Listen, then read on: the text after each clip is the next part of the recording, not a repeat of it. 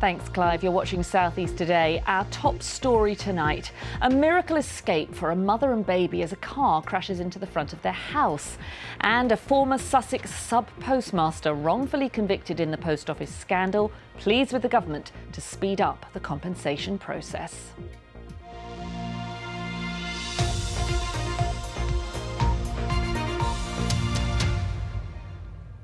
Hello, I'm Claudia Sabezis. A Kent mother says she and her baby son are lucky to be alive after a car smashed into her home, sending debris and broken glass into the living room. Natalie Jacobs' 7-month-old baby had been in the front room of her terraced house on the Isle of Sheppey when the BMW careered into the building. Yetunde Yusuf reports. The police don't yet know how this car ended up in the side of the house.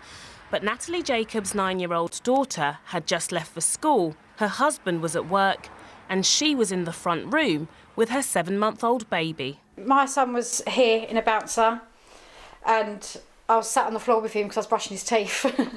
And after I heard the bang, and then glass just flying through, it went all the way over here, so it went everywhere, and he was covered in it. Later, the car was removed from the house and towed away. Luckily, no one was seriously injured or killed. I had to pass my baby through the window because the door was stuck.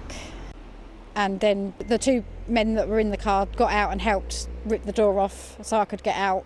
Luckily, no one was hurt seriously. My son's got a tiny cut on his head, but he's fine enough than that, and luckily enough he won't remember it. It'll just be my mental scars. The force of the impact also sent bricks through Natalie Jacobs' car, which was parked on the driveway. Still in shock. I don't think that it's actually hit me yet, but I haven't even had a chance to sit down and have a cup of tea, so I hope when I do later it'll probably come all flooding back, and all I can hear in my head is the bang. The car had been heading towards Sheerness, but as yet the police don't know how this accident happened. Yetunde Yusuf, BBC South East Today. A former Sussex sub-postmaster wrongfully convicted in the Horizon post office scandal is calling on the government to speed up compensation for victims. Sami Sabet says his ordeal led to post-traumatic stress disorder and he can't move on until he gets what he believes he's entitled to. Ministers say they're working tirelessly to get compensation to those wronged. I am being told that I need to have therapy. Until now, I really feel that I need to put this behind me first. I need it all to be settled, dust and settled. A mother accused of the manslaughter of her baby daughter said she'd planned to find a carer on the online advertising site Gumtree to help smuggle her abroad. Constance Martin is giving evidence in her trial at the Old Bailey after her newborn's body was found in a bag on an allotment in Brighton last March. Sarah Smith reports from the Old Bailey. This was the police search which led to the discovery of a tiny baby's body on a Brighton allotment last March. The Old Bailey has heard her parents had decided to live off-grid, camping in freezing conditions, to prevent her being taken into care, as their other 4 children had been.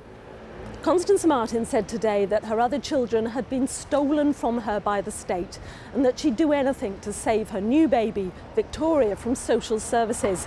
That she and Mark Gordon planned to leave the country, then get somebody to illegally smuggle Victoria out to join them. She said, "I would have given her to a carer who doesn't work for social services, who could bring her abroad. There's plenty of people you can find on Gumtree who you could go and live with and they'll help." She was asked what she'd done to put that plan into action. "We were trying to find someone to look after Victoria. My number 1 concern was to keep my baby with me. I'm a good mother, an excellent mother actually, and she deserved my love and attention."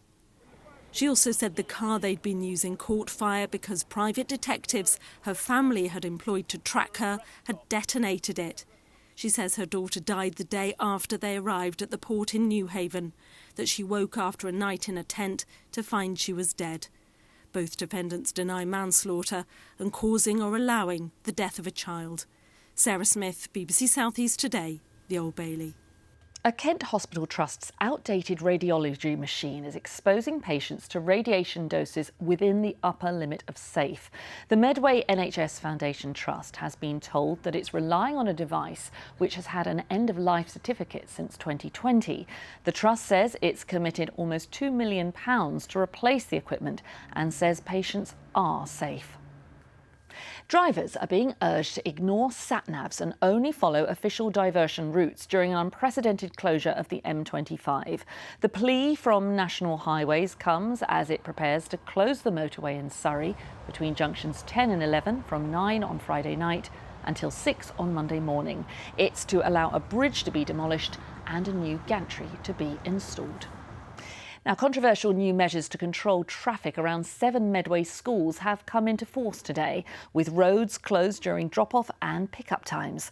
The School Streets scheme aims to improve air quality and safety, with those ignoring restrictions eventually facing fines.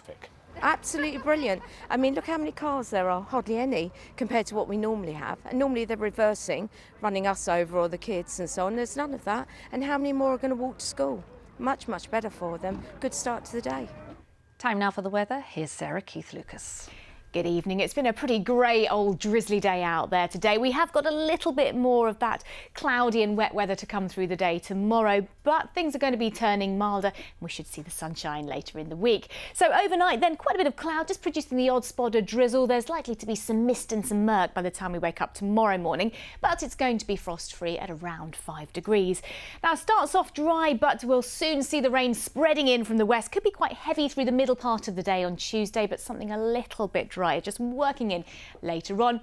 12, possibly 13 degrees on Tuesday. Things then turn milder into the middle part of the week, but unsettled as we look ahead towards the weekend. Well, that's all from the newsroom. A very good night to you.